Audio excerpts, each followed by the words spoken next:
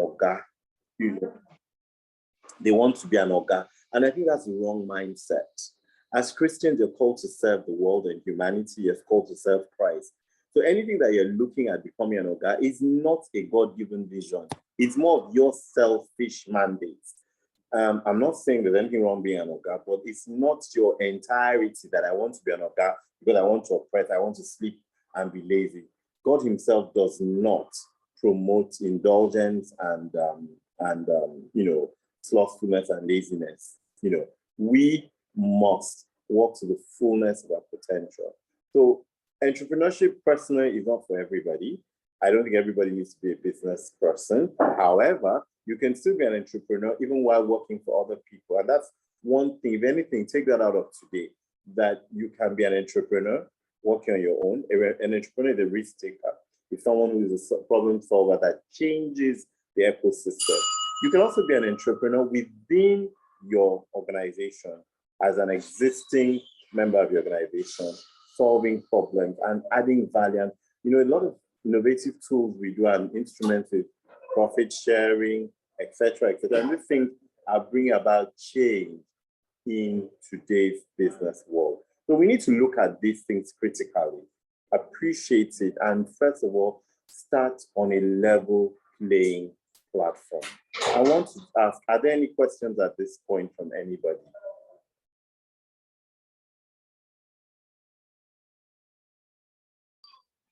Any questions right now? I think maybe we could just take all the questions together if there are. We'll probably have them in the chat. I just wanted to know at that junction. Okay. So next now, leadership is critical. It's instructive. It's directional. Who is a leader? Can anyone here tell me who? Can anyone give me a definition of a leader?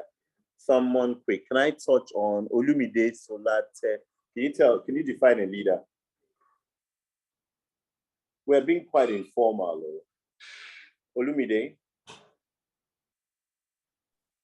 Or are we just, actually one thing I wanted to point out with your group was that you have a 6 o'clock meeting and people are just joining in at 6:30. It doesn't speak too well of our approach to things of this nature. So can I have someone from the audience quickly tell me, define a leader?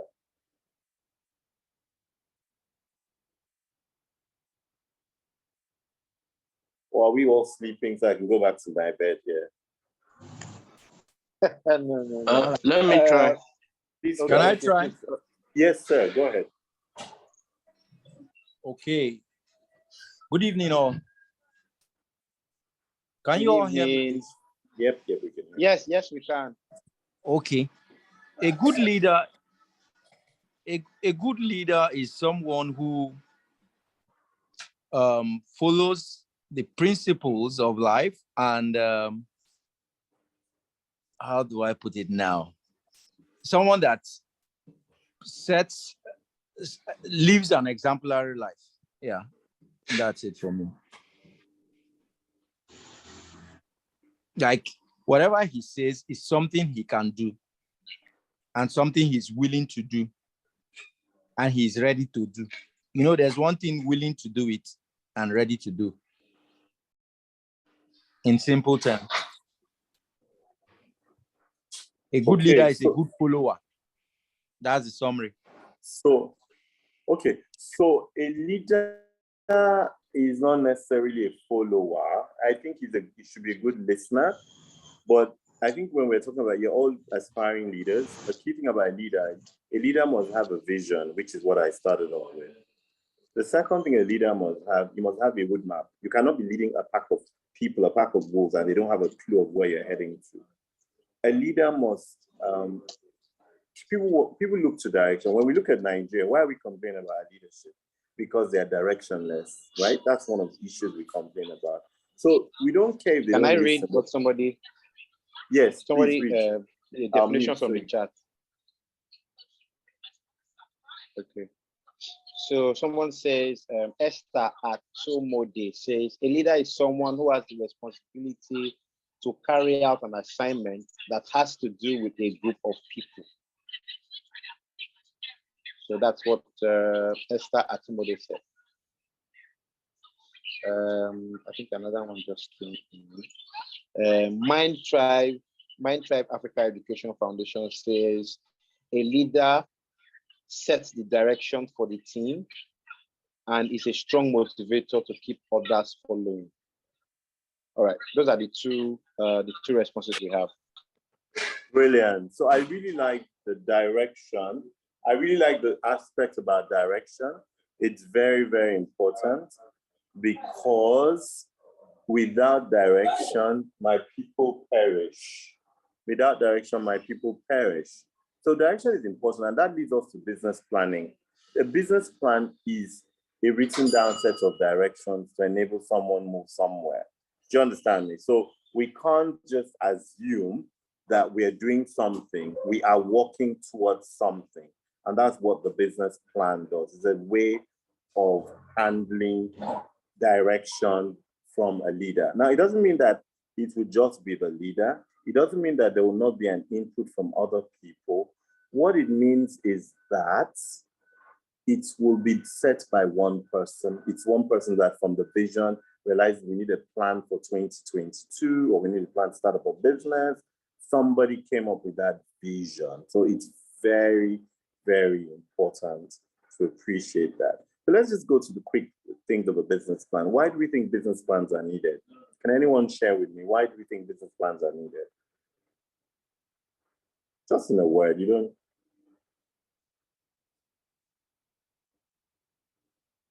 Why? Good evening, everyone. Yeah, please go ahead. Business plan are needed to it outlines the origin of the business, why the business is set up, the problem is meant to solve, what the future of projection of the business in terms of a guide and plan for its progression, in terms of expand what it wants to do on the long run. So that's what a business plan captures, and it's meant to serve as a guide and a direction. That's why it's very important. Brilliant, very good. Thank you very much, the gentleman that just shared that. Now, how would you relate? I wanted to relate that to what, if you don't mind, can you continue? How would you relate that to what I just spoke about visioning? Because I said visioning is the beginning, is the foundation. So can you quickly relate that business plan back to the visioning? And what do you do? Have you started something yet? Yeah, I'm in the process. Okay, so can you maybe expand? You don't have to share confidential stuff, but how do you bring the vision to the planning we've just narrated? Yeah. Let me get your question. The question you listen is how do I correlate it with your earlier statement? What I started off with is that the foundation is about visioning, right? So how do you bring the planning into the visioning was my question. So visioning in the context of a business plan is about what the business intends to do in the future as it expands. What are the details in terms of the solution it's going to prefer to a society or to the world or to the environment it operates in? In terms of what are the future objectives, what are the plans? So in terms of the direction that the business will take. That's so a vision captures, gives a vision, encapsulates all of these in terms of it has all of these embedded in it. So when a business is starting, it starts off with the objective of following the vision, which is the plan, what is going to solve on the long run, what is going to the problem is going to solve, the solution is going to bring to the society or the environment you operate in. So that's a vision which a business plan also captures as well. Okay, thank you very much for that. I've had to switch my video because of I think your stream wasn't coming out too well, but very, very, very good points. And I think we understand that the visioning sets the tone for the conversation. So beyond that conversation of the tone being set, etc., the business plan helps us to know and helps us to baseline. It's important to baseline whatever we do. A lot of times, so I've had businesses that have started with business plans. I've had businesses that have not started with business plans. And one of the questions that I have with the businesses that have not started with business plans, because sometimes as entrepreneurs, we just have a gut feeling and we move into something, immediately. But I've had questions that have almost asked, so why did you start this? What were your initial numbers? What were your assumptions? And I think what that shows is that it doesn't mean that you got it wrong. It just means that you don't have something to look back to ascertain if what you started with or what you proposed actually was valid. So let me give an example. You may have started a business on the basis that, we want to do solar energy.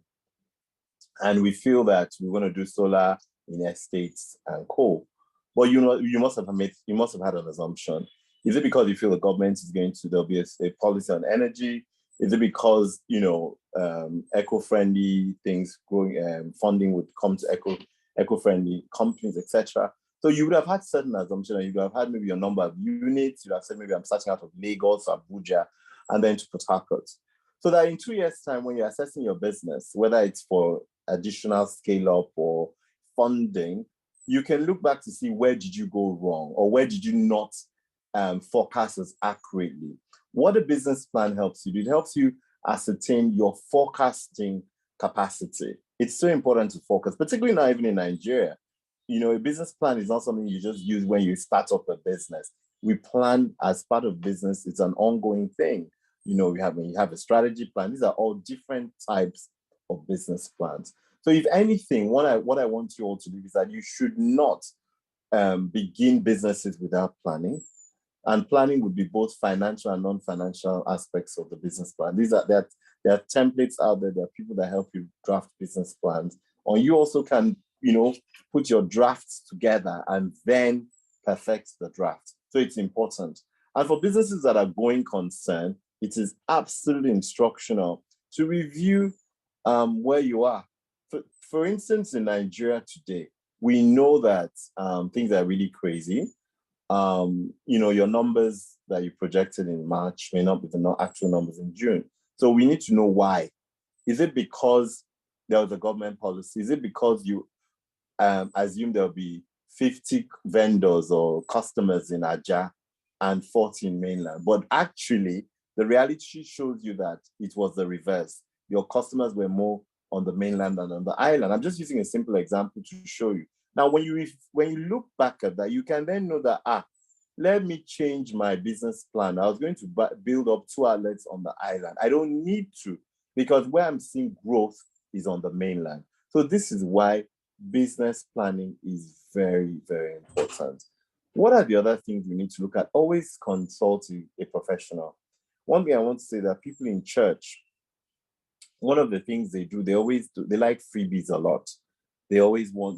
Christians, they don't want to ask. They don't want to go and get the right, solicit for the right professional advisor from the right person. And I think in the long term, that costs you in different ways. It can cost you financially, and it also can cost you in terms of opportunity cost.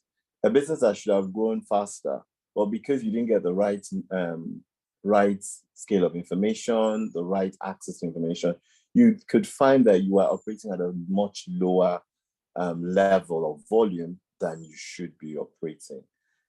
So these are things you need to look at in your business plan. And in terms of funding, when you're talking to investors, not just investors, but also even things like you want to do a franchise or you want to, grow, collaborate, people may want to have an idea. It doesn't have to be your comprehensive business plan. It could be the abridged version, or you could even bring out, you can bring out some aspects of it, for a particular issue.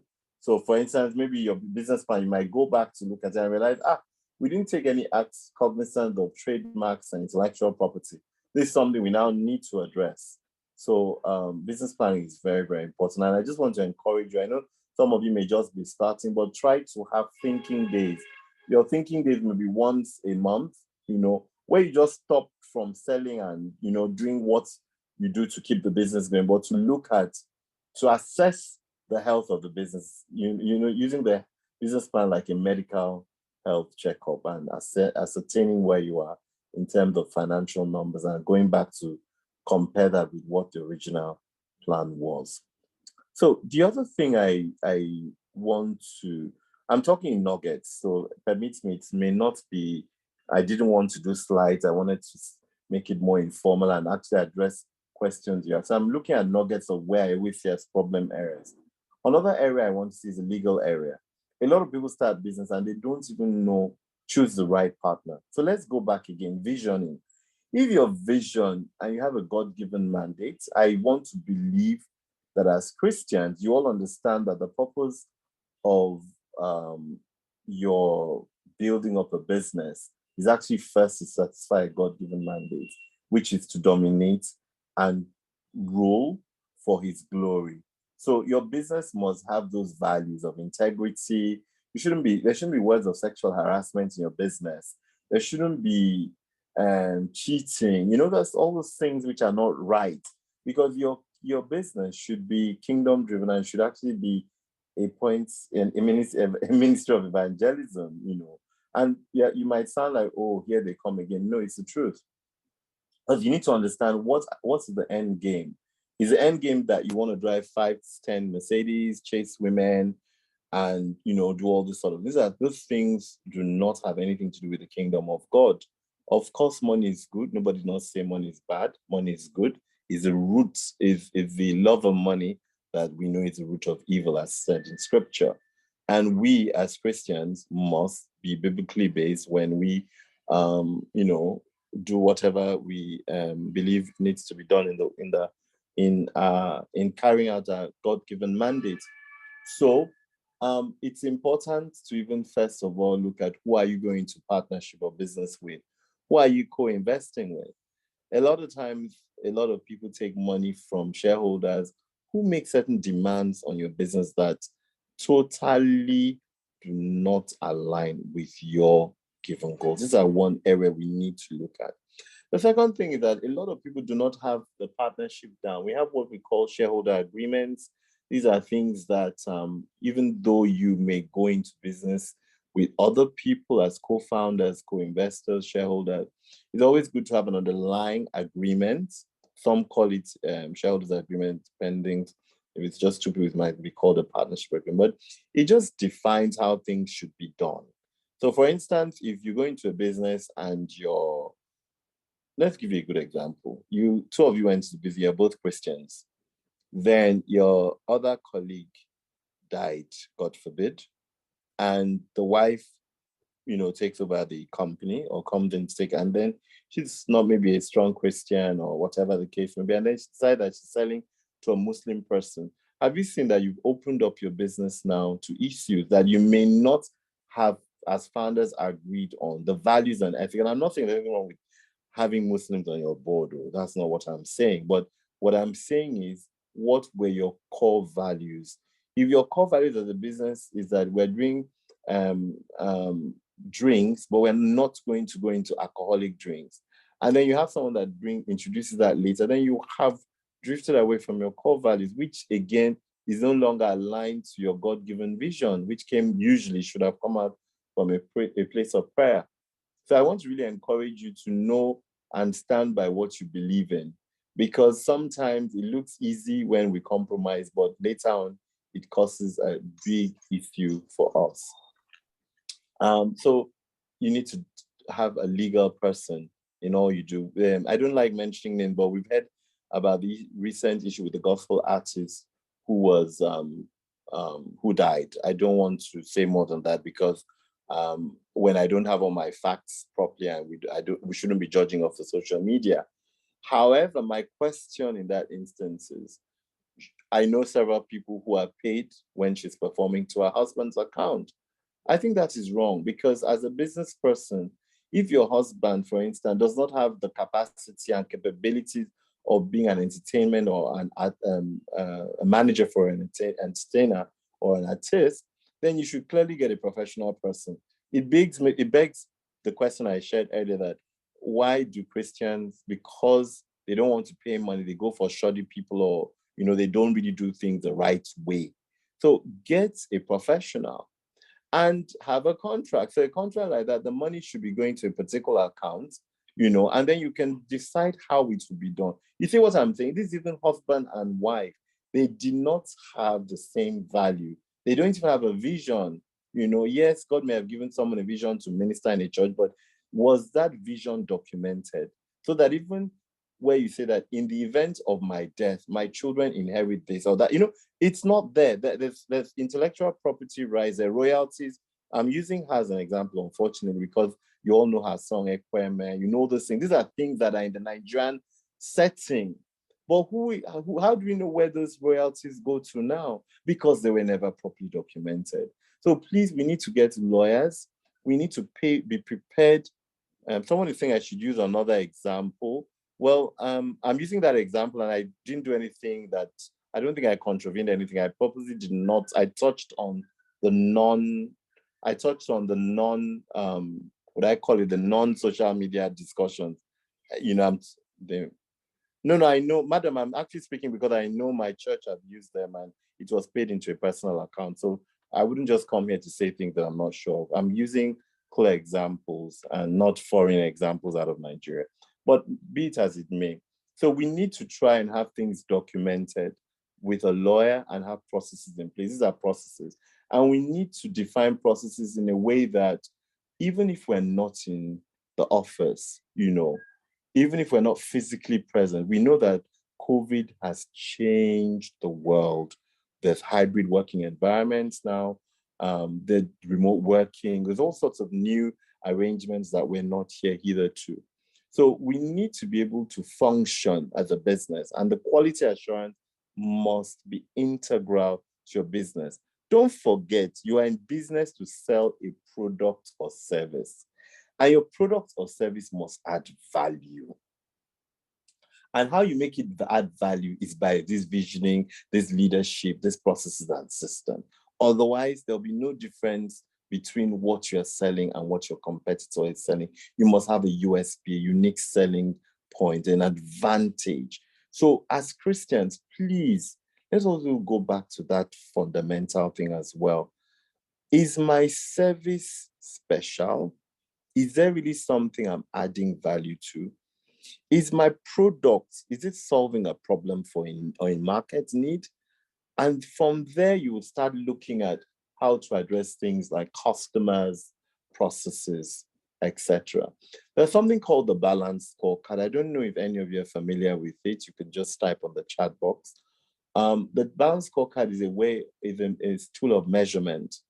So we've spoken about business plans, and I kind of alluded to the fact that we need to continually measure. So when we have the business plan, we need to use things like the balance scorecard to continually measure that we are on track. It is so important to know that we're on track.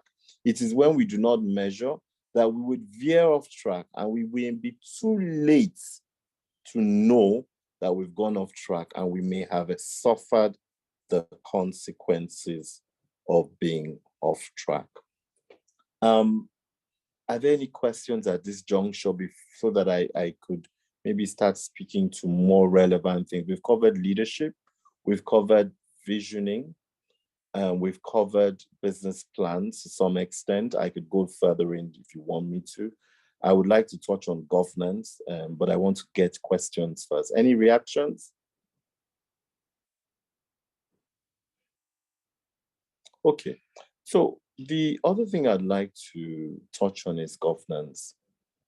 And a lot of time people feel, corporate governance only relates to big companies. No, it relates to every company or any entity, because once you are in the business of selling or carrying out a service, you are serving multiple stakeholders. You have regulators, you have your customer, you have your employees, there are quite a lot of people, your suppliers, you have quite a lot of people you're working with. And sometimes it's almost impossible to meet the needs of the multiple stakeholders.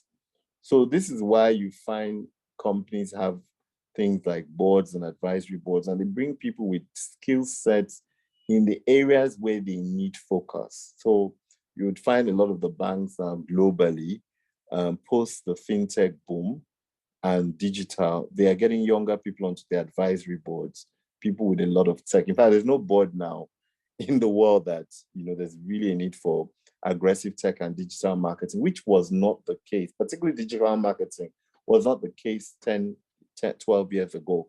No board was really looking for those sort of skill sets. So it's for you as entrepreneurs to realize that you could also have advisory boards. The advisory boards may not necessarily be as formalized and structured as those other ones that are bigger companies are, but it's good to have a think tank of 3 or 4 people and let them know let them be board members, let them know their roles, their duties, and your expectations of them. It could even be a mentor that starts that relationship and ends up on your board. But let them know and try to call for board meetings so you are guided, and there are people that will do this for you free of charge. There can be an advantage. For instance, let's say you had 10 barbing salons across Lagos, maybe you'd give them free discounts or free haircuts. There are things you could do to encourage people to sit on your board. And by them being also involved in your product and service, they can test firsthand and give you that needed feedback that will help you grow your business accordingly. So governance is very, very critical. How you structure your business. Do you have an advisory board? How many of you are there? I've spoken about the legal paperwork already and documentation that must be in place between shareholders. And then you look at the management structure of the business, who is responsible. Now, I just want to touch on something which I see a lot in Nigeria. Nigerians do not, our culture and mindset is that we want to control our businesses for very good, valid reasons. Sometimes you feel people don't really understand your vision. Sometimes you feel everybody's cheating. So I just have to be a hawk and monitor my business.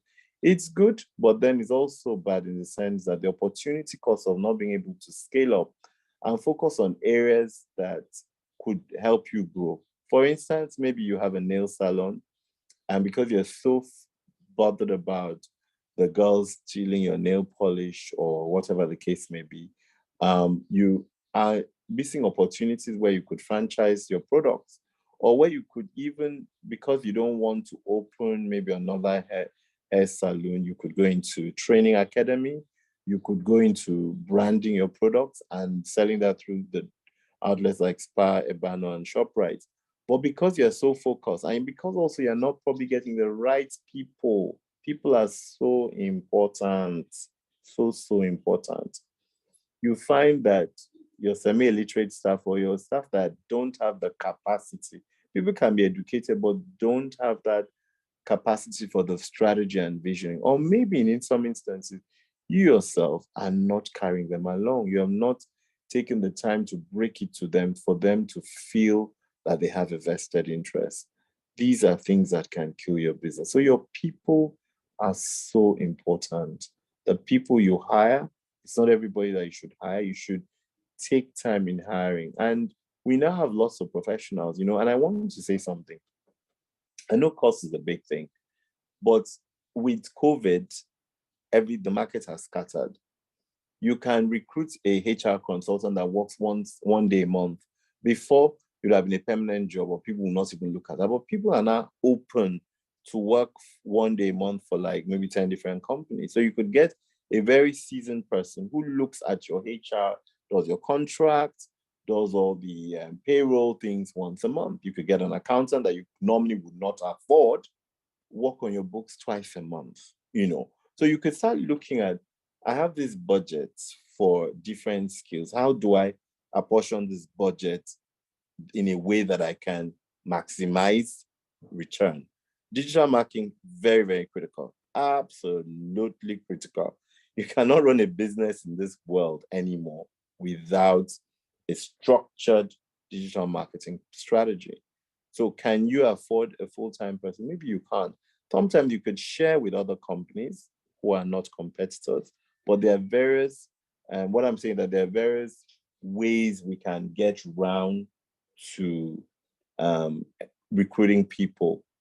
NYC is available to you, you know, rather than you take someone that doesn't have a skill set, all this 10 couple kind of people, get an NYC person. You know that an NYC person at least will not leave you for the next 11 months. You know, it's standard. When they come in, generally speaking, they'll complete their internship. So you can be sensible that you get 3 or 4 NYC people that maybe one out of that 4, maybe one might leave. Sorry, out of that 4, maybe one might stay on, you know.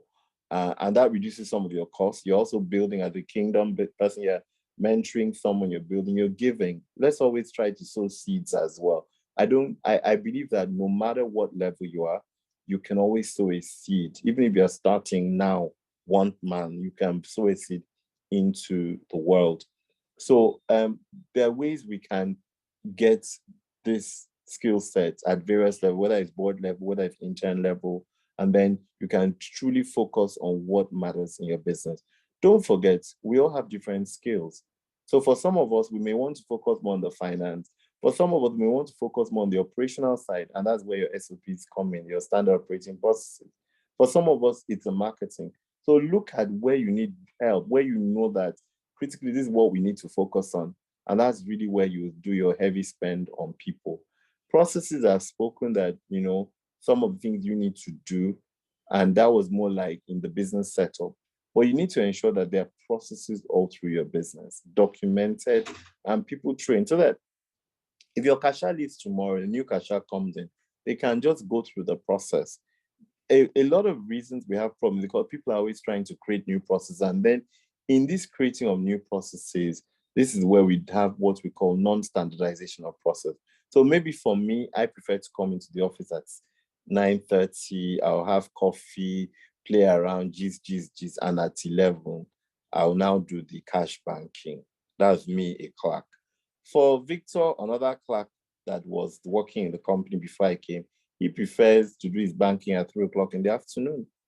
So have you seen, we have a non-standard because the company has not defined or dictated how it should be done.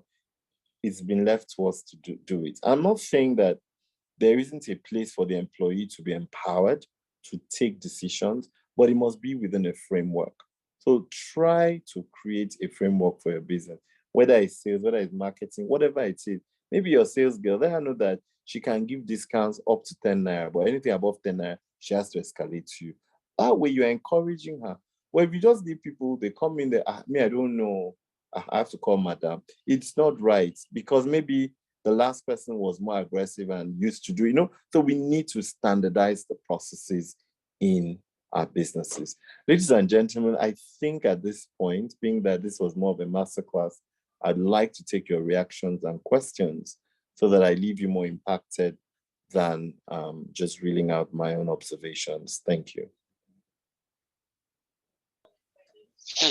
Okay, thank you so much, sir. Are there any questions, guys? Any questions?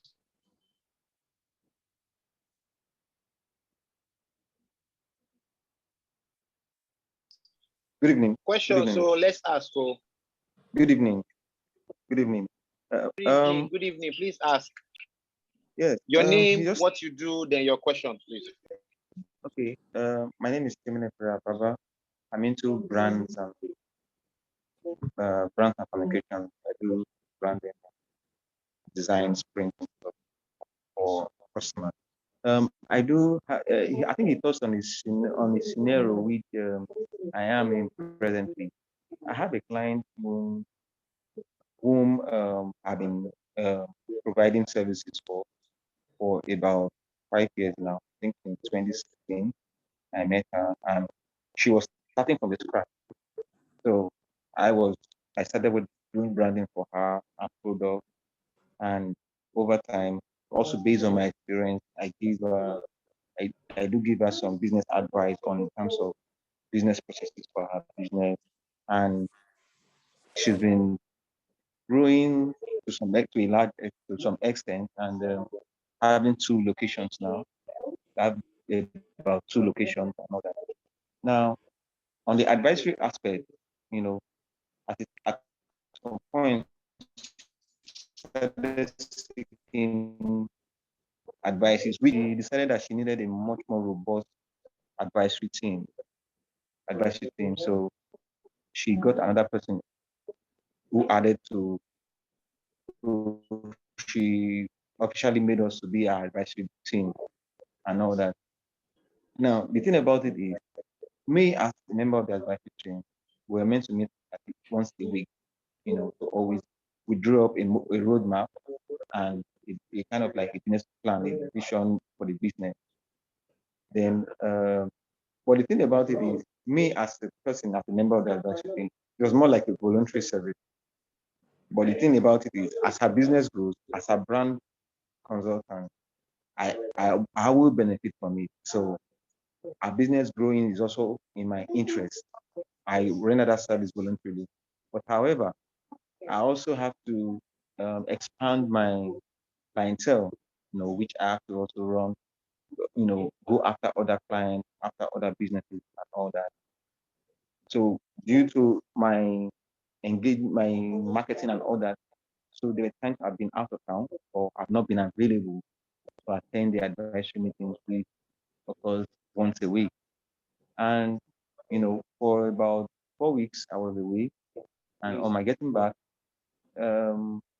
she was reacting that I get away without giving at any time, and I just come back. I would like to have in such situation, because for me, I kind of like found it really, did I say she wasn't really appreciative of the service she was getting. In as much as I offer that service to her, does not mean I am limited to her business. I also have other things to do, you know. So, and that thing has really affected my involvement in that advisory thing. You know, I've really tried to, because the thing about it is, I've also looked at the future, that I don't have to put all my eggs in one basket.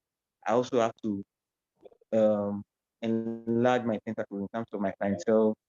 I've tried to see how I can have more loyal clients like she is to me, you know. But, you know, with the voluntary service I'm offering, which is making it look like an entitlement thing, instead of how to look at it from the perspective that, oh, this guy also has other things to do. For me to get him once a week, it's a privilege. Or rather, she's looking at it from my my Okay. my my question is, how do you think I should handle it? Do you think I've handled it well? Okay. Because So I've been laid back on that. I've been a bit laid back on that, and she hasn't brought up that subject. And okay. So yeah, let me jump in now. So I wanted you to really spend time and expand, and thank you so much for sharing your example. I think it's very instructional. So I just want to point a few things. I think the communication might have been a bit weak. And why I say so is that expectations are very, very important. And even when we take voluntary roles, we need to be very clear to people what they expect of us. Do you understand me? What do you yeah, expect of me? When, for instance, I'm giving you guys a talk now. I'm not being paid for this talk. So I wouldn't come here and at the end of the talk, I'm asking for money. Do you understand me? I've yeah, joined the talk and I asked questions. I did ask all sorts of questions. Is this one informal? It's a Saturday evening, so it will affect how I'm going to dress as well, so that I don't put people off. And that's how we need to. Doesn't matter how senior we are or how junior, we should always clarify. So as a consultant, you need to be very assertive. And I think that's where you might have been a bit weak on your assertiveness. You need to let people know that this service I'm doing for you, I actually enjoy doing it for you. It's voluntary. I'm not being paid, but it's on the basis that in the future, I will receive money from XYX activities as your business grows. So it's quite clear. And then she also expend you because you are the consultant. She's coming to you for help. So the onus is actually on you to drive that communication, to state what you can give her business, what value you can add to her business, and how you're going to go about adding that value. I would say you should have drafted a very yeah. simple contract for her, one page, and signed with her, and advise her to do the same with everybody on the advisory team. The contract just gives us a framework of what we're doing, because in her mind, she's seeing you as her full-time staff, which you are not. And then it's creating a problem, because she might feel that, oh, you're not really giving my business, you just hop on away. And, and people will feel that way. Entrepreneurs are very, very, very jealous. When I mean jealous, not in a bad sense, they're jealous of what the hard work they're putting and what they're trying to drive. And when she really needed you, it doesn't matter if you've been there all the 100 and all the 360 days. Exactly. The 5 days that she needed you and you were not there, to her, she could read it that you were not supportive. So you need to be very clear and assertive in your communication. I think you should go back to meet her if you're not still working together and just express how you feel and ask how she felt and see how you can begin a new journey. That's number one. Number two, please ensure, I repeat it, that you document what you're giving and what you're not giving. Number three, I think it's courtesy, to let people know when you cannot work on an arrangement with them. And things happen, sometimes as business owners, we try by expecting people fall sick. I have a consultant that is working on a project and it didn't turn up for he's working virtually on something. And 2 or 3 weeks, I'm like, what's going on? So, and by the time I spoke to him yesterday, I sensed, and we got to the bottom of it. He's going through a divorce. So you need to always bring the human. We need to be, I'll give you the word. We all need to be emotionally intelligent as entrepreneurs and as consultants. As everybody on this platform, if there's anything you should do at the end of this, to go and do a 1 or 2 day course on Coursera or Udemy on being emotionally intelligent, or just read up about it so that you can be a bit more in tune and read between the lines. It's not just about numbers. We're kingdom builders.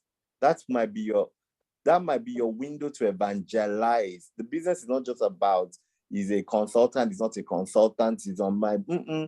You might build a relationship with someone to the point that you can speak Christ into a business, into someone that didn't have Christ. So that is your primary assignment as far as I'm concerned. The rest, as he said, he will add on to you. I hope I've addressed your question, gentlemen. Have I? Yes, you have. Okay. So let me take the next one. I'm going to look at the chat box. Victor has already put the emotional intelligence for entrepreneurs. Good. Someone said it inside. Okay, advisory board, Benga Daniel. Okay. So Benga, an advisory board, think about it. It's like your kitchen cabinet. Because sometimes you use a bit of high fascinating term. It is your kitchen cabinet that will enable your cabal, your God-given cabal, that will enable you get from point A to point B by giving you truthful and godly advice, by giving you professional advice. So you need to look at, what do I need from my advisory board? You will look initially, if you are a sole proprietor or a one-man business, you have to look at, what am I lacking? Is it that I have ideas, but I do not know how to get funding? Then somebody on your advisory board must be a banker, an accountant, someone that has access to funders. Do you understand me? Is it that I have some fantastic ideas, but I need access to public sector? Then surely you must find a way that somebody on your board is politically connected, that can drive, that you can pick a phone call, a bomb you, this is the issue. Do you understand me? And then once you do that, let people know. I have advisory boards on my business. And what I always say that, please don't feel bad, or you can bring in business as well. When we have board meetings, I tell my board chair, in fact, one of my board chairs right now is one of the presidential candidates. I'm like, come on, what are you bringing in, chairman? Whatever you want to bring, let me know. So as you bring it in, you take your cut. And that's where everybody is working. Because the problem is when you leave it all on your head. Going back to leadership and visioning, you need a team. Jesus himself had a team of 12. And if you notice, they all had even Judas, was everybody the treasurer? No, it was just Judas that was the treasurer. So the skills are divided amongst different people. Let's try to appreciate that. I think I've answered that question. Abraham Obina, Eileen, I need someone to help me put down my business. I've been doing, but it's not right now. I have to. So, Obina, you need to get a professional. I think what Victor you should do, and I think your church is quite resourceful. Do you guys, maybe you should check with your I don't know, your church office? Do you have professionals who are willing volunteers? That could be a beginning point in each of these different areas. They can give you an hour or so. The thing also that, please, when you're not paying for a service, don't expect someone to empty completely and give you. You also try to encourage, because some of us too, we just want to collect, give me, give me, give me. We are not prepared to sow a seed. So maybe you don't have money. Like I said, you may own barbing salons, but you don't have that capacity. Have you told this person, please, Oga, you and your children, you have free haircut throughout the year? Don't you think that will motivate the person? It will. So this is your digital marketing person.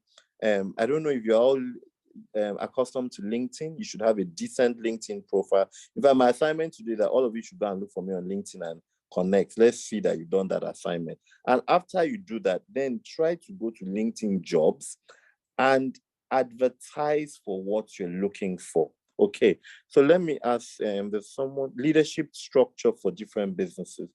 Okay, so there are different types of businesses. Generally, we know we have public sector, private, sorry, let me not say business, different types of sectors and organization. Public sector, which is government, and private sector, which is people like us, and then you have the not-for-profits.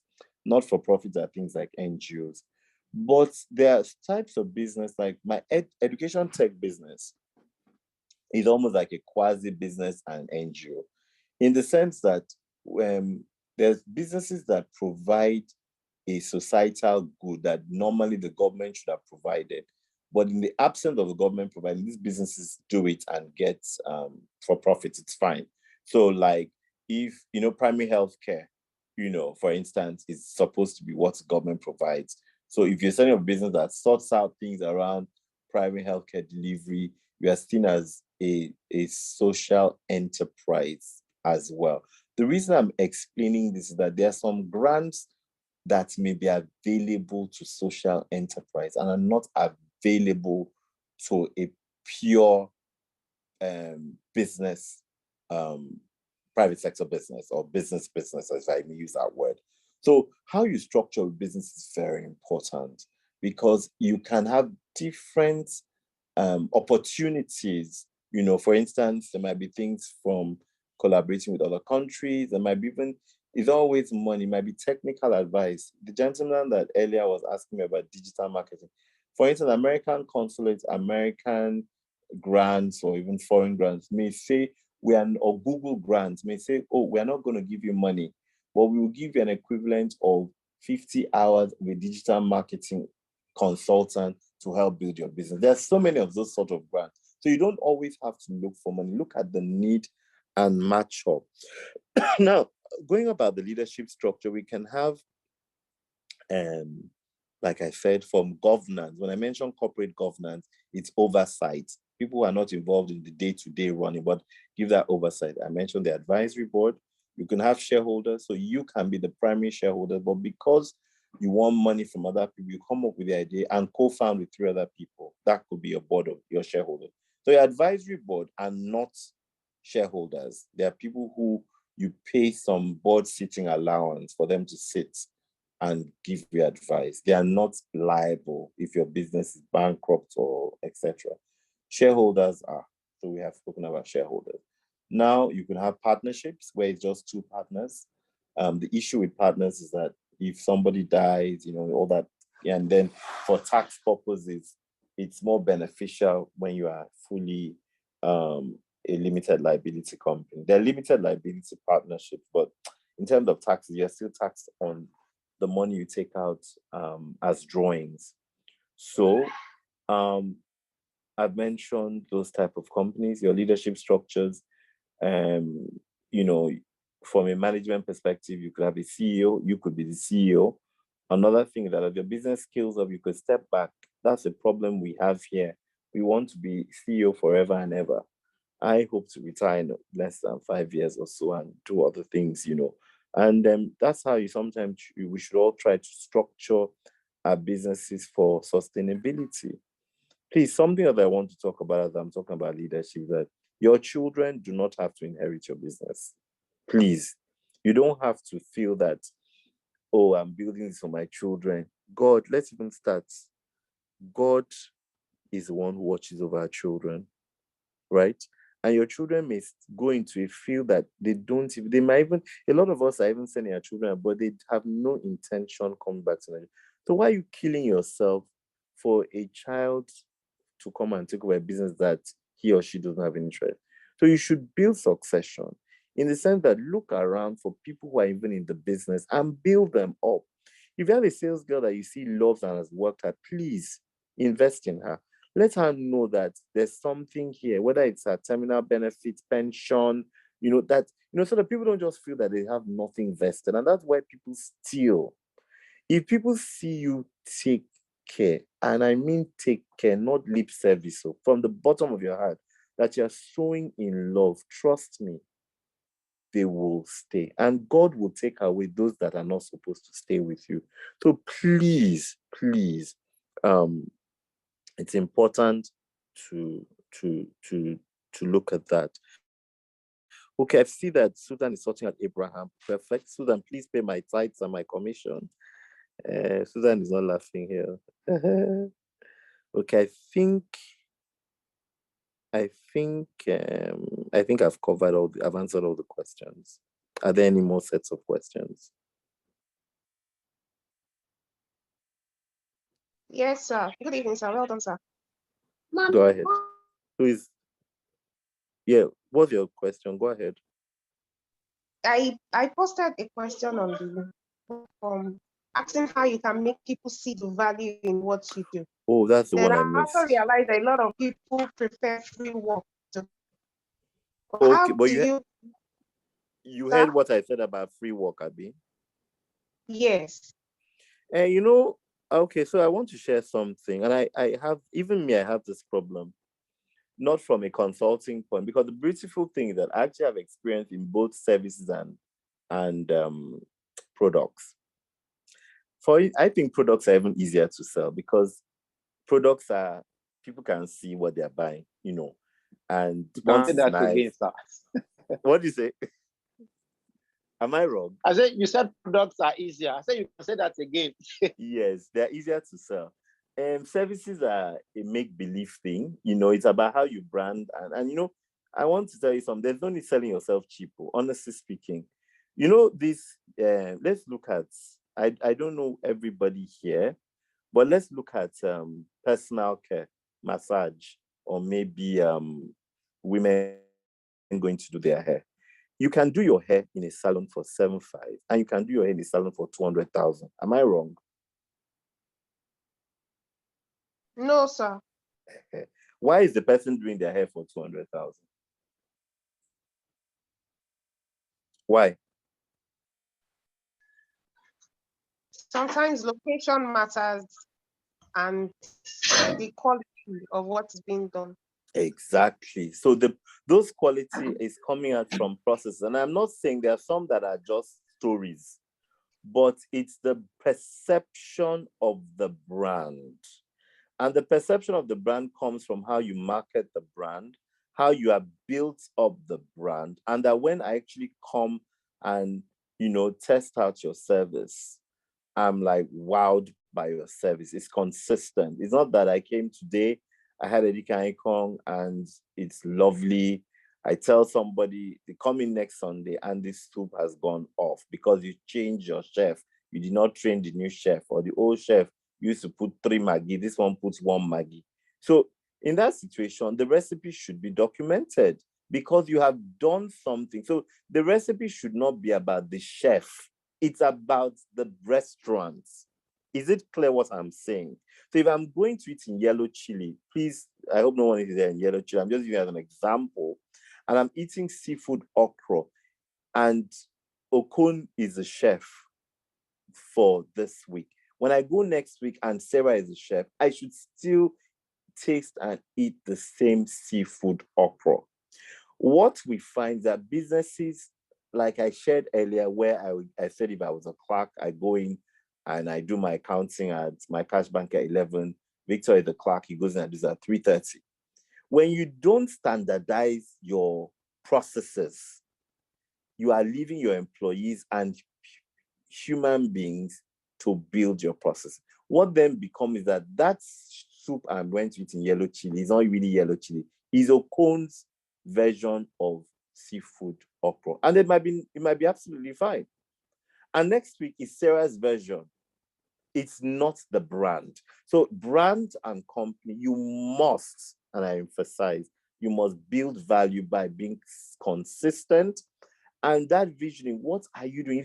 Is it that when people come in, you're asking me a question of value?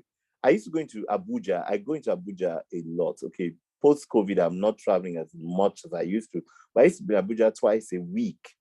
And I recall back in the Jonathan days, 2013, 2012, I'm going for my meetings up and down. First thing, as I finish one meeting, I go to Jevnik. Do you know why I like Jevnik? Because the food is served within 5 minutes. That was the USP for me. I'm in between meetings. I don't want to go to a restaurant where there's too much drama. Jevnik will serve their portions, and their portions are fine. It was not, Jevnik positioned itself, it was mid-market, it was not over high end, it wasn't low end, it was just there. So that was value addition. Absolutely.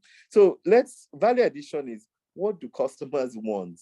And know your customers. A lot of people, we assume we know the customer.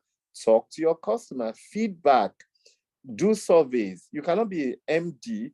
I've flown Virgin Atlantic Airlines, and Richard Branson has actually, I was on a flight to London to Washington, D.C., I think about 2012, and he walked around the aircrafts. He came to each of them. I had a conversation with him, and he was like, "Oh, you're Nigerian." I'm like, "Yeah." He was like, "Oh," he was now telling me his personal experiences with Virgin Nigeria and how he would never come to do business in Nigeria. You know, has he not impacted me? Here I am, I'm talking about it. I remember the year 10 years ago.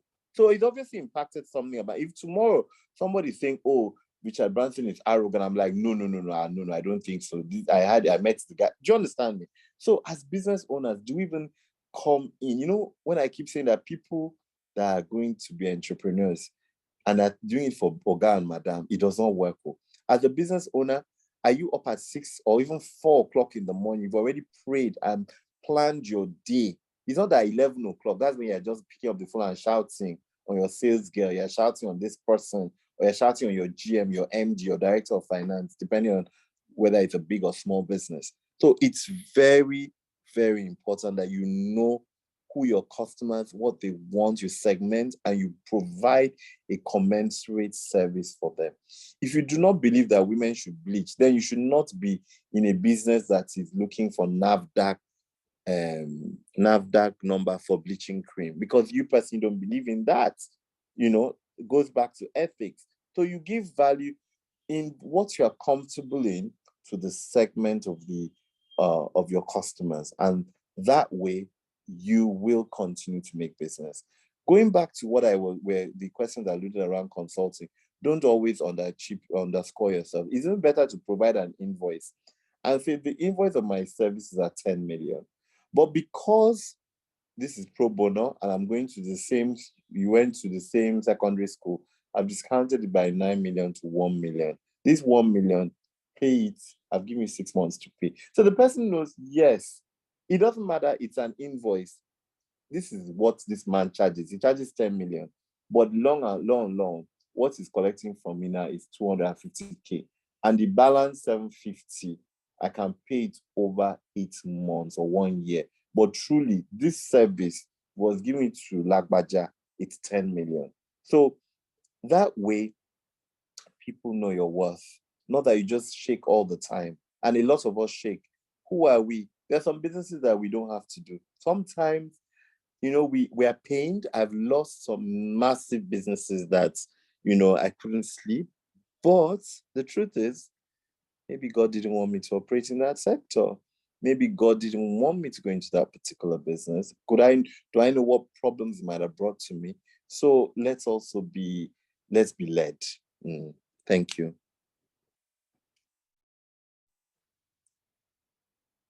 More questions? Thank you so much, sir. Yeah, thank you so much, sir. While we're waiting for more questions, let me just quickly ask this. Someone asked earlier about leadership structure for a variety of businesses. So the question is, maybe can we just look at two different industries or three different sectors and say, okay, this sector is a small business. These are the key things you would need, the key leadership areas or the key things you need in your organization at this level. If you're a small business, this is what you need in this sector. If you're a big business, in this sector, these are the key things. Just like a guide to help. I don't know if you can look at maybe two, I three think sectors I answered that and just question. mention them. I thought I answered that question. Typically, leadership structure is like who is leading this business. That's what it really means in a nutshell. Let's not complicate matters. But in doing this, we need to look and understand that different types of businesses or sectors, or maybe let me say company size, because let's be real, you're a company of 5-6 people, and I'm telling you to have an MD, a CEO, so it depends on your size. Your size matters, your funding matters. I'll give you an example. Venture capitalists and private equity, they are not more than 5 people, 4, but they'll have a strong advisory board because these are companies that are investing $300, $400, $500, $600 million and above, right? So it depends on what you're doing. If you're in a business where you have a strong operations, you might need to realize that that's why I need to give an oversight. So I have a lot, like what I've said about processes. I have a catering business. The quality control is very important. So you make this managerial position, but leadership is about the governance. We have an advisory board or a kitchen cabinet, think tank, whatever I think I've said about it in a nutshell. Then you have a management team. That management team can be you and your PA, can be you and your 4GM, depending on your structure. The key thing is that there must be 2 separate things. There must be people who don't work in the business every day, and they are giving advice from an informed corporate position. And there are people who work in the business every day. And as entrepreneurs, there might come a time when you no longer work in the business every day, that you only work, you become on the advisory board. Like there's some of my businesses that have transitioned and I sit on the advisory board. I'm not involved in the day-to-day. I know because I founded it, but I'm not involved in the day-to-day business. Does that help answer that question? Yes. Are you sure it answered it fully? Because I've seen it come up a few times. You come up, yeah. If there are any more questions, let's just see. But I'm sure. Abby Thompson, want to ask a question? Yes, please. Good evening, everyone. All right. Good evening. Your name, what you do, and your question. I'm Abigail Thompson, and I haven't started my business yet, but I'm looking and going into. I want to go into farming, tomato farming, and, providing internet services in Ghana, and I'm here in Germany. I want to know the structures I can put in place while I'm not home, because all the people I try to speak to concerning my plans are not willing to come on board because they feel I'm not around and I might not be able to even go on with what I'm talking about. So I want to know the kind of structures I can put in place while I'm away here. Thank you. What are you doing? You're in Germany at the moment? Yeah, yes, please. Okay, and what are you doing in Germany? Are you in some study, or is it? I'm not trying to ask an intrusive question. I just wanted to know whether it's a temporary thing or permanent. As I live here and I intend going back to Ghana soon. Okay, so let me share some things about the African mindset, particularly the West African mindset, West Africa in particular. Africans don't really do business very well when you're not on ground. Do you understand me? It's a typical thing. I mean, I lived in the UK for many years before I moved back to Nigeria. And I wouldn't be taken serious. And I'm not kidding you. This is at very high level. They're like, okay, when you come, let's sit down. That's typical mindset. But do you have an opportunity now? Yes, you do. With COVID, post-COVID, you have an opportunity. Here we are. This meeting and before would have been physical. It's now happening online. People are multitasking. People are doing things around the clock in different places. So you need to first look at there's so many people who are trying to come back to Africa. There are a lot of foreigners who have capital, so they can come and start without thinking. So you need to be realistic and look at what do you bring to the table. You want to do tomato farming in Ghana. Do you have land? Have you worked with a cooperative? Have you even taken time to come out to Ghana to set up cooperative? What can you start? I think you're in Germany. I do not know about third country listing into Germany from Ghana. I'm not sure. Maybe you should check that. If you can export some tomato derivative into Germany. If you can, that's something you should start looking at and building now. Perhaps set up a German company while you're there that would trade, because most foreign do not trade directly with African entities. So how can you even start that process whereby you maybe are now looking at organic or setting up relationships in Ghana, in Germany, to find out whether it's a small artisan group, you can start building into that network. How would you do that? A lot of it is first starting up, joining the Ghana German Chamber of Commerce of Industry. Like I say, a lot of people, we're not doing our homework. We just feel we can jump into somewhere. That's your beginning phase. Which of the cities are you in Germany? I'm in Leer, close to Bremen. Close to Bremen, okay. So, Yeah. most German cities, they have even a local chamber of commerce. Have you joined? Have you inquired even about products coming in from Africa before you even go to start? And then back in Ghana, are you looking at, working with farmer groups, cooperatives, and, trying to put down some of business plans? So I'm just going to share a bit of my story here.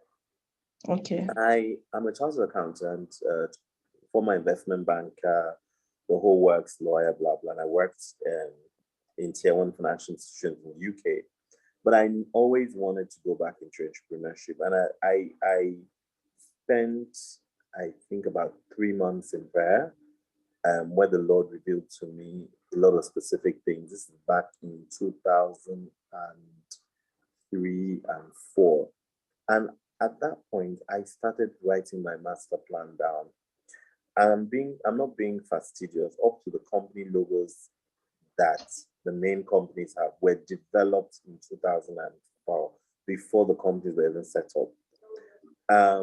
The mandate, the template of everything I'm doing now is nothing new. It all falls in line with what was revealed to me then. It's a journey, but sometimes we need to start spending time to build the planning. Do you get what I mean? So you want to do tomatoes. Have you found out the type of tomatoes that grow? Have you inquired? Maybe check with Israel, Variety, IITA. Have you connected to African Women Network Group? There's so many African networks. You can reach out to me later on. There's so many African Women Network, because I'm in agriculture as well.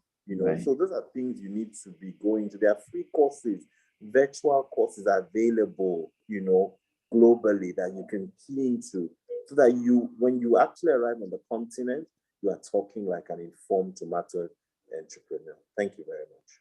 Thank you, sir. So let me just add, Abigail, Mr. Ani is an agri investor. So since you want to go inside the agri, you might need somebody, he has that experience, several years in the agri space. So you probably want to follow him. All right. Okay. Yeah. Please. No more questions. Okay, I have another question. With him. Victor, can you just drop the Annie Charles? No, just drop the website. Everything they can get it from acb.ng. Everything is there. Okay. acb.ng. Just go on there. If you want to follow Instagram, whatever, you can get all the information you need. Then you can reach out. Yeah. Okay. So we need to build a new Africa. acb.ng. ACB.ng. Yeah, I just sent that to the group, everyone. ACB.ng. So if you just type ACB.ng, you find him. Or someone is saying, I have vast experience in transportation logistics over the years, grown to executive level, ended up heading a logistics company with assets valued over $1 billion. I command a good name, etc. in the industry. Companies I served with my previous companies are calling for my services due to my outstanding values. I'm presently working to raise capital to acquire trailer trucks. The equipment are capital intensive. Kindly advise me on how to achieve these goals in a record time. Thank you. Do you know all Kobo 360? Timothy? Oh, yes. Is that Timothy that responded? Yes. Is that Timothy? Ozovehe. Yeah, that's Timothy. Timothy Ozovehe. Yeah. That's the person that asked the question. So I said that, has he heard of Kobo 360? I'm not sure he has, but I have. Okay, so you should go back and read on Kobo 360. I think you find that sector is highly capital intensive. But if you have a value chain mindset, you'll find that there's something you can add value and start from the something you can add value. So what do I mean?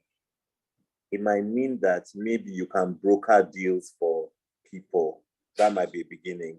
Or it might mean that there's some logistics service in between, But technology is being used right now to leverage and scale up on so many fronts. Technology is used to sort out the problem, particularly in Africa. We have huge issues. So I know Kobo 360, for instance, they just got $45 million from Goldman Sachs. They've got an evaluation, but we still need many more of such companies. You could reach out to me and have an early conversation, but the point I'm trying to make is that you're saying it's capital intensive. So your solution may not be just raising capital. Your solution might be using technology to solve the problems that you understand in that sector. I think I would like him to comment that he understands what I've just said.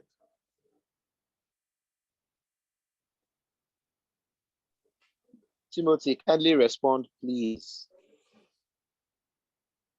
If not, we can call it today and he can always reach to you. Yeah. So why we wait for that? Okay, I have one final question. Right. Now, there's been this talk about toxic workplaces, what? terrible bosses, that toxic workplaces. Okay.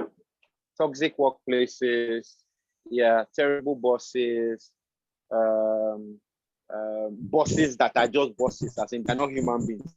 They just that are like. Are we talking about Flutterwave here now? No, I'm not Hello, sir. mentioning anybody. I'm not mentioning anybody. I'm just talking. No, it's in the public domain. It's in public domain, so you're not saying anything. Yeah. So we're talking about issues in tech. We're talking about the recent upsurge of ethical issues in tech companies. Correct? Yes, ethical issues. But there's a spin-off from the conversation I'm trying to bring out. What many people have been saying is you have entrepreneurs talking about getting the right staff, or getting funding or getting partners, right? But the question is, what about entrepreneurs that they on their own are not connecting with people? All right, they are not being able to lead properly. All right, so that they end up thinking more and more about just numbers, driving numbers, and that can lead to those toxic workplaces and all that. So can you just speak to it on both sides, all right? From those working there. That's fine. What I mentioned earlier on was about this emotional intelligence for entrepreneurs. The entrepreneurial journey is a very lonely journey. People don't, please, can you mute? There's someone making noise. Not a bit rude, please. The entrepreneurial journey can be quite lonely and tiring. And I think it's even more so for people who are Christians, because where you have a God-given mandate, you've been visioned, you've heard a word out of place of prayer. and you're not seeing the actualization of this word over years and seasons, you can be quite discouraged, and I think Overwhelmed. and overwhelmed, absolutely. The scripture I just want to give you here is Matthew 11, that come to me if you're weary and burdened, and I will give you rest. And I think that goes back to, before I start beginning on answering Victor's question, that goes back to the fundamental thing on why are you a kingdom investor? Because an entrepreneur is really a kingdom investor. Our primary mandate is to bring lives to Christ. Our primary mandate is to speak Matthew 28 commission into the lives and to the world. So when you see that, you understand that life is not just about making numbers and getting a fundraise. That even if you have a business of 4 people, a small shop, and the 4 sales girls under you have been transformed into the image of Christ, I think you are a successful entrepreneur. So number one, let's get our values right. The problem is that we don't have our values. Remember, I started about talking about these values, and that don't go into things with people that you're uncomfortable with, or people who don't share the same ethical values like you may have. It's the same thing with entrepreneurs. A lot of entrepreneurs are forced to take in funding. Like I told people right now, I wouldn't take any dollar funding because I want to sleep at night. I cannot take dollar funding and then the exchange rate is going crazy like this, and then my dilution is going mad, and I want to sleep. So you need to ask yourself, do I want to be big or do I want to be small? Or do I just want to add value that I'm known for my value? It's not till you own shops across the continent. You can have just one shop and you are known and people will come to you. As far as you can feed yourself, have your your daily bread, and take care of your family and live and the lives of the community, I think you're successful. So number one thing that I think we need to understand what success really is. Success is not what the world says it is. As Christian entrepreneurs, you need to understand that success is what Christ has said success is, and then and you should live out from that first of all. Therefore, do not be moved by what you see or hear on Instagram or LinkedIn, but be moved by what the Spirit has spoken to you about and be rooted in that.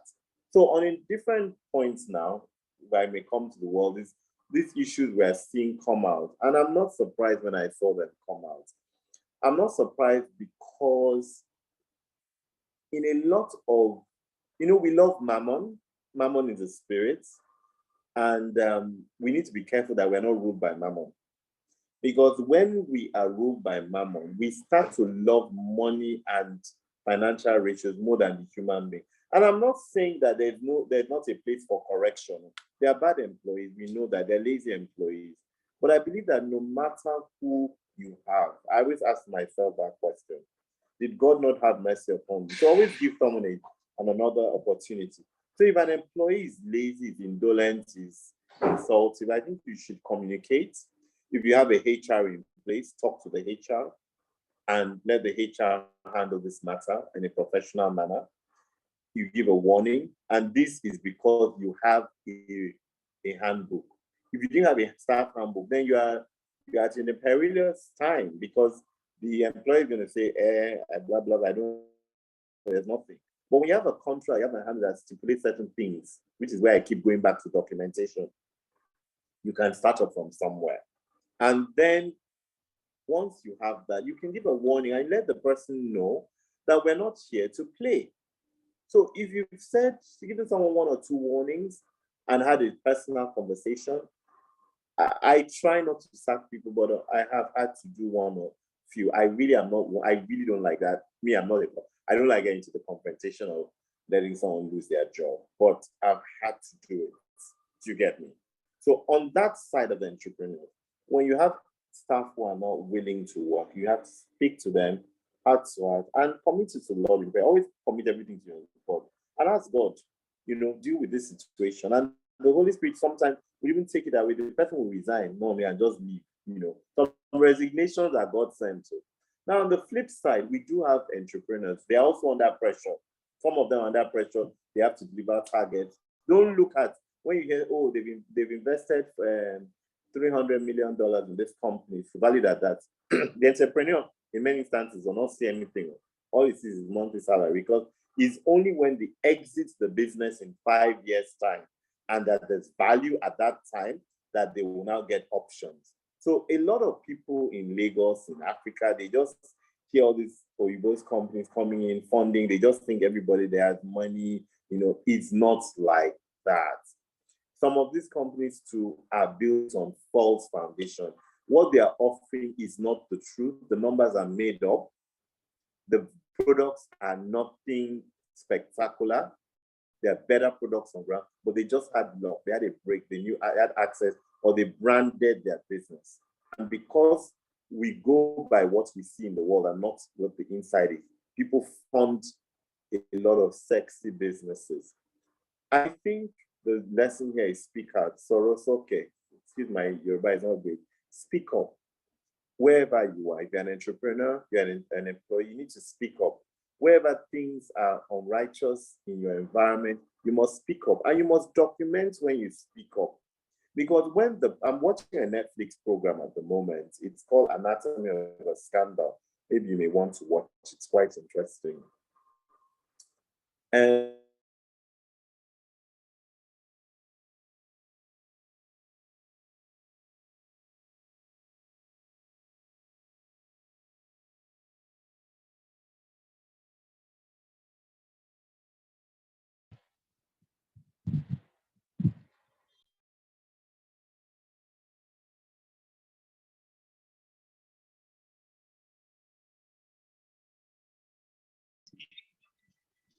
Can you guys hear him? I can't hear you more. I can't hear him as well. I can't hear him. I can't I can't hear him. You can't hear him. Okay, I'll send him a message. I think his network is off or something.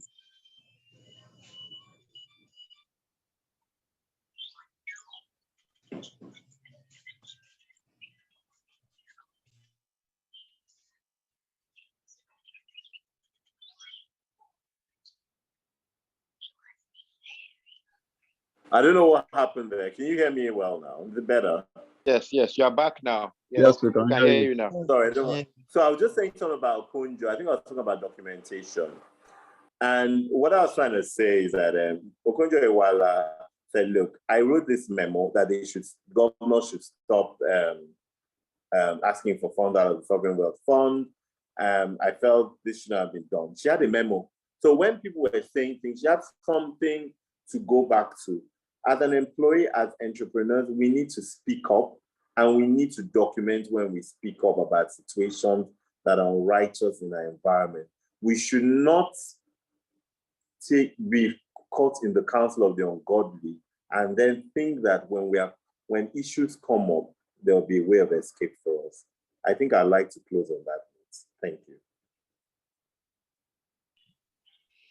Thank you so much. That was powerful. Thank you so much, sir. Thank you very, very, very, very much. Timothy finally showed up, but I would advise Timothy, maybe you can send him a message or talk to him on LinkedIn. He's at Annie Charles Bassey-Eyo on LinkedIn, or you can just go to his website, acb.ng. On Instagram is also at acb.ng. So you can send him a message on Instagram, talk to him on LinkedIn, go to his website and send him a message. All right. So he's available there and he can attend to you. All right. Timothy, please do that. The rest of you too. All right. Those that have questions or those that need some type of mentoring or those that need guidance. Benga Daniel said we need mentorship so as to glean from this wealth of experience more and practically. Well, you probably want to talk to him and see how that comes. Okay. All right. Thank you so much. I think, sir. Victor, it has been yes, sir. I'll task you were on saying something. something. So regarding the I'll task you on some work. Don't worry, later on. Okay, okay. All right, no Allah, sir. All right, sir. Thank you very, very much. It has been wonderful. I'm sure everybody got value. We're going to make sure that as much as possible, those that came got something significant to take away that would transform their businesses. Those that haven't started businesses will transform whatever they are doing right now. All right, I'm sure everybody has something significant to take away. So thank you very much, sir. So please let's keep saying our thank yous before I shut down the room. Oh, yeah, Is there something? Thank you, sir. It was a wonderful session. Thank you so much. Thank you very much. Yeah, I should be expecting like 200,000 thank yous or Thank something. you. Thank Yeah. you. Thank you. Thank you, Oh, sir. I like that. I like that one. Thank you very much. Thank you so much, sir. Thank you. Thank you. Thank you, sir. You're welcome. Thank you so Thank you much. very I much, just sir. pray that that the Holy Spirit will inspire every one of you to fulfill God's given mandate, and that whatever the Lord has laid in your heart, as I spoke today, that you give you the backing, the confidence, and the boldness to walk in that. In the mighty name of Jesus. Amen. Amen. Shalom. Love you all. Shalom, sir. All right, guys. Thank you so much for joining. I'll make the recording available as soon as we have it. All right. And please let's try to meet our next class. So as I said, Susan Aforowa, she started this class. I think she has done it twice. All right. Emotional intelligence for entrepreneurs. And he mentioned it today. And I think it's something we probably have to add to what we're going to classes we're going to be having. All right. So I think it's a class we should add. I think it's absolutely important, because it's in this life, it's not just, it's not just pushing your values or getting to get your results. You are working with people too. All right. So as much as we can, let's see how, while working with people, the people will grow, and they get better rather than become terrible or bitter after working with us. Okay. All right, guys. Thank you so much. Class is about to close. You can say your bye-byes now. Thank you very much. So much. All right, guys. Thank you so much for being here. Okay. Bye.